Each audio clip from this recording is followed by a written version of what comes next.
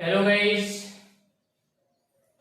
Friends classes के online platform आप सभी का हार्दिक स्वागत एवं अभिनंदन।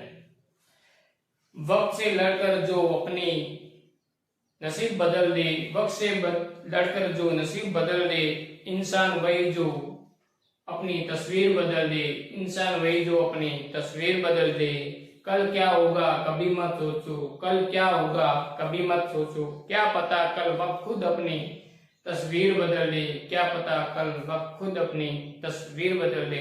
इसी के साथ सुप्रभातम, गुड मॉर्निंग दोस्तों। आज हम बात करेंगे मेंडलीव की आवर्त सारणी के बारे में। मेंडलीव ने आवर्त सारणी के बारे में क्या क्या कहा, इनके बारे में आज विस्तार से अध्ययन करेंगे। हेलो दोस्तों, आज बात करेंगे मेंडलीव की आवर्त सारणी। मेंडलीव की आवर्त सारणी, मेंडलीव की आवर्त सारणी। मेंडलीव ऐसे वैज्ञानिक थे जिन्होंने बहुत अधिक व्यवस्थित क्रम में आवर्त सारणी को पेश किया, जो आधुनिक आवर्त सारणी बनाने में बहुत ज्यादा ये मेंडलीव की आवर्त सारणी काम में आई। अब मेंडलीव और आधुनिक आवर्त सारणी में यह अंतर है कि मेंडलीव ने कहा था कि जो भी तत्वों के भौतिक और रासायनिक गुण होते हैं वो परमाणु भार के आवर्ती फलन होते हैं, और आधुनिक आवर्त सारणी में यह कहा गया कि तत्वों के भौतिक एवं रासायनिक गुण इनके परमाणु क्रमांक से आवर्ती फलन होते हैं। तो हम बात करेंगे कि मेंडलीव ने क्या कहा। मेंडलीव ने कहा कि तत्वों के भौतिक एवं रासायनिक गुणधर्म, रासायनिक गुण परमाणु भार के आवर्ती फलन होते हैं। आवर्त फलन होते हैं।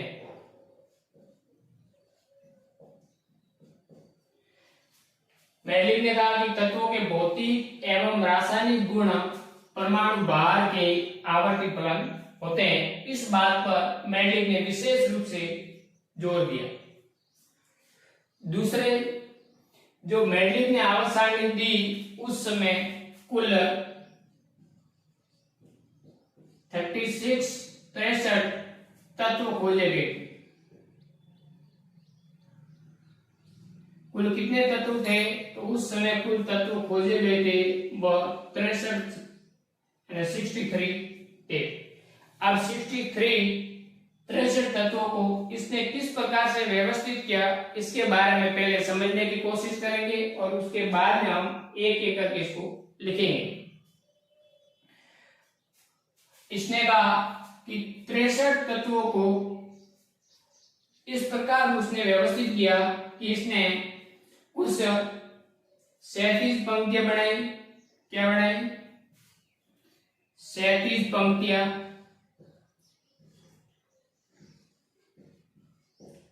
और कुछ उसने ऊर्ध्वाधर स्तंभ बनाए। ऊर्ध्वाधर स्तंभ बनाए। 37 पंक्तियां थी, उनकी कुल संख्या थी 7। कुल संख्या 7, और जो ऊर्ध्वाधर स्तंभ थे इनकी संख्या थी 8। 7 ऊर्ध्वाधर 37 पंक्तियां, उनका नाम इसने दिया आवर्त, और ऊर्ध्वाधर स्तंभ थे उनको नाम दिया इसने वर्ग।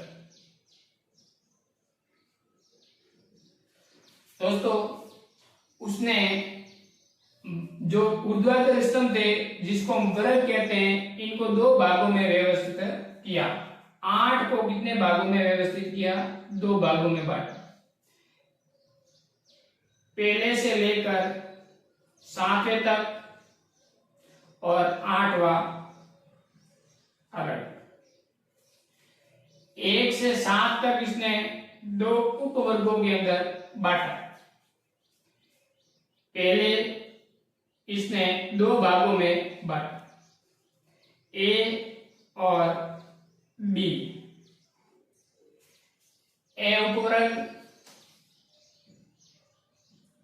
और बी उपवर्ग, यानी टोटल ऊर्ध्वाधर स्तंभ 8। 8 को क्या कहते हैं? वर्ग कहते हैं। इसको रोमन संख्या में लिखते हैं। और 8 को दो भागों में बांटा, 1 से 7 तक और 8वां अलग। 1 से 7 तक इनको दो भागों में व्यवस्थित किया, 1 से 7 तक ए और 1 से 7 तक बी, यानी जो ए उपवर्ग वाले तत्व और बी उपवर्ग वाले तत्व। जो ए उपवर्ग वाले तत्व थे उसको इसने कहा सामान्य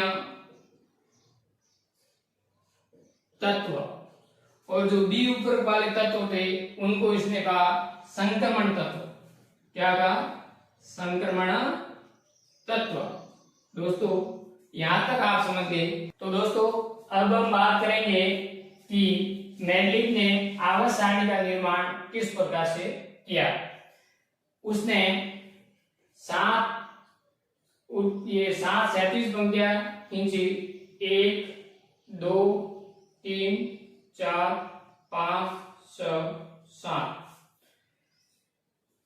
ये पहली, दूसरी लाइन, तीसरी लाइन, चौथी लाइन, 5वीं, 6वीं, 7वीं। और ऊर्ध्वाधर स्तंभ इसने कितने बनाए? 8।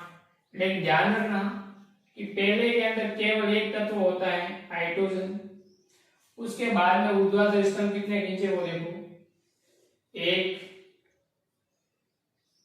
और 2।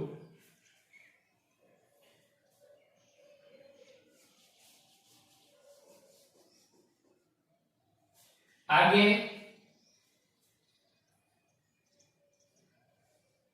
यहां डी ब्लॉक के तत्व आते हैं और यहां पर पी ब्लॉक के तत्व आते हैं। हम एक एक करके आपको समझाएंगे। ये पहली लाइन, दूसरी, उसके बाद में तीसरी, चौथी, 5वीं, 6वीं, 7वीं, 8वीं। पहली, दूसरी, तीसरी लाइन यहाँ आ जाएगी, चौथी लाइन यहाँ आ जाएगी, 5वीं लाइन यहाँ आ जाएगी, 6वीं लाइन यहाँ आ जाएगी, 7वीं लाइन यहाँ आ जाएगी। 8वीं लाइन के अंदर कितने होते हैं? ध्यान रखना, 8वीं लाइन के अंदर 3 पंक्तियां आती है। 8वीं जो लाइन है उसके अंदर 3 पंक्तियां, और 3 पंक्तियां में कुल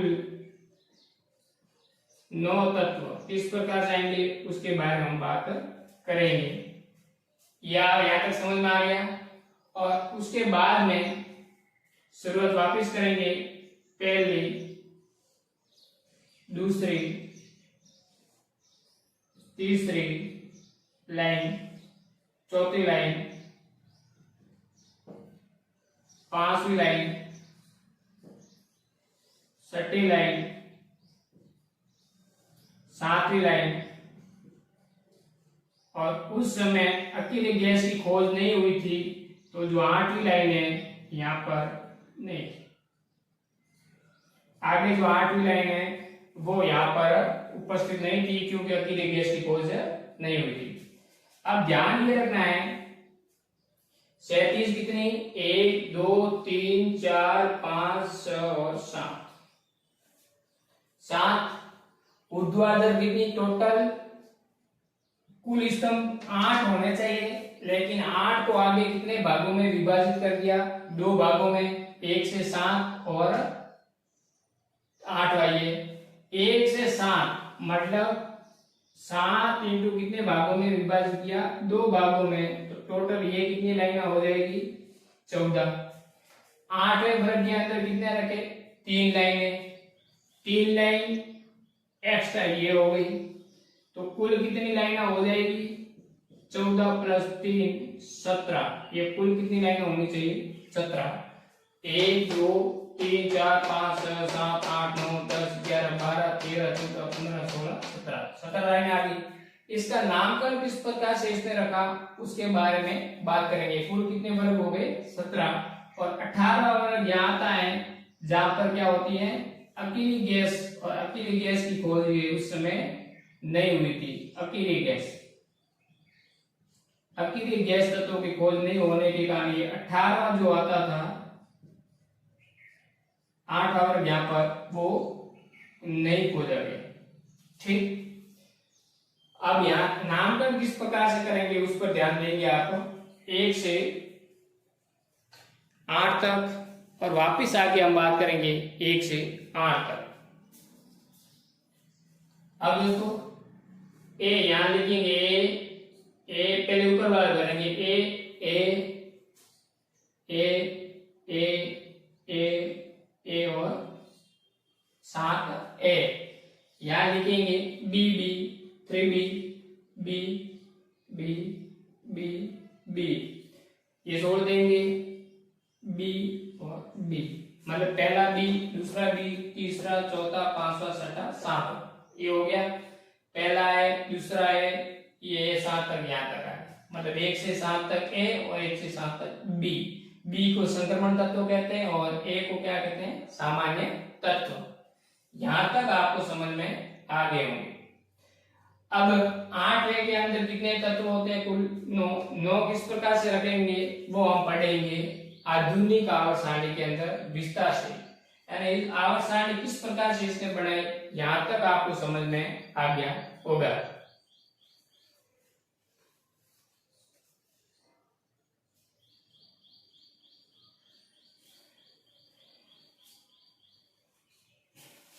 यदि आपको कुछ लिखना है तो लिख सकते हो, उसके बाद में हम इसकी एक एक लाइन आपको लिखवाएंगे नोट्स के रूप में, उनको लिखना है। यहाँ तक समझ में आ गए होंगे कि भौतिक और रासायनिक गुण उनके आवर्ती फलन होते हैं, और क्षैतिज पंक्तियां बनाई, ऊर्ध्वाधर स्तंभ बनाए, और कुल कितने वर्ग उस समय खोजे गए, और अकेली गैस की खोज उस समय नहीं हुई थी, और पहले के अंदर क्या था केवल हाइड्रोजन तत्व था। बाकी वाले हम पढ़ेंगे आधुनिक आवर्त सारणी में, सब आपको एक मुख्य बार याद करवा दूंगा।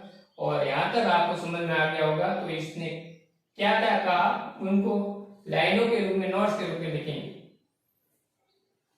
यदि स्क्रीनशॉट लेना हो तो ले सकते हैं। आगे हम बात करेंगे नेक्स्ट पेज। दोस्तों अब हम बात करेंगे जो आगे समझा है उसको नोट्स के रूप में किस प्रकार से हमें लिखना है इसके बारे में। पहले हमने बात की कि तत्वों के भौतिक एवं रासायनिक गुण परमाणु भार के आवर्ती फलन होते हैं। यानी तत्वों के जो भौतिक और रासायनिक गुण फिजिकल एवं केमिकल कैरेक्टर एटॉमिक मास पर डिपेंड होते हैं या आवर्ती फलन होते हैं। तत्वों के भौतिक एवं रासायनिक गुण आवर्ती फलन होते हैं परमाणु भार के। ध्यान रखना है किसी भी एलिमेंट्स के केमिकल एवं फिजिकल प्रॉपर्टी है वो परमाणु भार के आवर्ती फलन होते हैं। जिस प्रकार से परमाणु भार बढ़ता है तो उनके रासायनिक एवं भौतिक गुणों में भी बढ़ोतरी होती है, और एक निश्चित अंतराल के बाद में इन गुणों में क्या होता है समानता मिलती है, उसको हम कहते हैं आवर्त फलन। मेंडलीव की आवर्त सारणी के अभिलाक्षणिक गुण। अभिलाक्षणिक गुण क्या है इनके बारे में हम बात करेंगे। पहले ये परमाणु भार पर आधारित थी। मेंडलीव की जो आवर्त सारणी है वो परमाणु भार पर आधारित थी। दूसरे नंबर पे इस समय कुल 63 तत्व ज्ञात थे। मेंडलीव ने जिस समय आवर्त सारणी दी उस समय 63 या 63 तत्व ही ज्ञात थे। उसके बाद में इस समय अकेली गैसों की खोज नहीं हुई थी। अकेली गैस जिसको अन्य नोबल गैस भी कहते हैं उसकी खोज उस समय नहीं थी। ये पहले वैज्ञानिक थे जिन्होंने आवर्त सारणी में तत्वों को व्यवस्थित क्रम में वर्गीकृत किया। मेंडलीव पहले ऐसे वैज्ञानिक थे जिन्होंने आवर्त सारणी बनाई और आवर्त सारणी के अंदर तत्वों को व्यवस्थित क्रम में वर्गीकृत किया। किस प्रकार किया उसके बारे में देखेंगे। उसने क्षैतिज पंक्तियों में और ऊर्ध्वाधर स्तंभों में तत्वों को वर्गीकृत किया। क्षैतिज जो पंक्तियां थी उसे आवर्त कहलाते हैं और मेंडलीव की आवर्त सारणी में कुल 7 आवर्त थे। क्षैतिज जो पंक्तियां थी उसको मेंडलीव ने क्या कहा, आवर्त का, और आवर्त कितने थे, 7। ऊर्ध्वाधर स्तंभ थे उसे वर्ग कहलाते हैं और मेंडलीव की आवर्त सारणी में कुल 8 वर्ग थे। जो ऊर्ध्वाधर स्तंभ थे राइना उसको क्या मेंडलीव ने कहा, वर्ग, और वर्ग कुल कितने थे, 8। और 8 में भी 2 भागों में बांटा, 1 से 7 तक और 8वां। 1 से 7 तक जो उपवर्ग है उसको 2 भागों में बांटा, ए और बी के। तो 1 से 7 तक सभी वर्गों को ए और बी उपवर्गों में विभाजित किया। प्रथम 7 वर्ग ए उपवर्ग वाले तत्व पहले 1 से 7 तक ए वाले और बाद में 1 से 7 तक बी वाले। ए वाले उपवर्ग के तत्वों को हम कहते हैं सामान्य तत्व। ए उपवर्ग में जो भी तत्व आते हैं उसको सामान्य तत्व कहते हैं और बी उपवर्ग वाले तत्वों के अंदर जो भी तत्व आते हैं उसे हम कहते हैं संक्रमण तत्व। 8वें वर्ग में 9 तत्व 3 पंक्तियों में होते हैं। कुल कितने, 8वें वर्ग के अंदर 3 पंक्तियों के अंदर 3 कुल 9 तत्व आते हैं।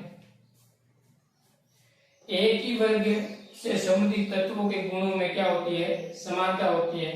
यानी इसने ये कहा कि तत्वों के भौतिक और रासायनिक गुण परमाणु भार के क्या होते हैं, आवर्ती फलन होते हैं। एक समय के बाद में इन गुणों में क्या मिलती है, समानता मिलती है। और वो किस प्रकार मिलती है कि जब हम तत्वों को वर्गों के अंदर रखते हैं और वर्ग कंप्लीट हो जाता है और वापस जब हम स्टार्ट करते हैं पहले वर्ग में आते हैं तो पहले वर्ग में जितने भी तत्व उपस्थित है इन तत्वों में गुणों में आपस में क्या मिलती है, समानता मिलती है। वर्ग में उपस्थित तत्वों के अंदर क्या मिलती है, उनके गुणों में समानता मिलती है। यहाँ तक आपको समझ में आ गया होगा और इसका स्क्रीनशॉट जरूर लें। और आगे हम बात करेंगे मेंडलीव की आवर्त सारणी की क्या क्या विशेषता है इसके बारे में। लेकिन जो मेंडलीव ने मुख्य रूप से आवर्त सारणी किस प्रकार दी और इसमें किन किन बातों पर ध्यान दिया गया उनका हम आज विस्तार से अध्ययन कर चुके हैं। दोस्तों इनमें से 1-2 सवाल कंपटीशन एग्जाम में जरूर देखने को मिलेंगे। दोस्तों वीडियो को लाइक शेयर सब्सक्राइब करना ना भूलें और कमेंट जरूर दें। किसी भी प्रकार की कोई समस्या आ रही हो, वॉइस सही नहीं आ रहा हो या फिर बोलने में कोई चेंजेस करना हो तो आप कमेंट जरूर लिख के कहें ताकि हमें उनके अंदर सुधार करें। क्योंकि हर कोई व्यक्ति अपने आप में परिपूर्ण नहीं होता है, उनके अंदर कोई न कोई कमियां होती है और उन कमियों को यदि समय पर सुधार किया जाए वही सृजन कहलाता है। अब हम बात करेंगे आगे नेक्स्ट पर मेंडलीव के आवर्त सारणी की क्या क्या विशेषता है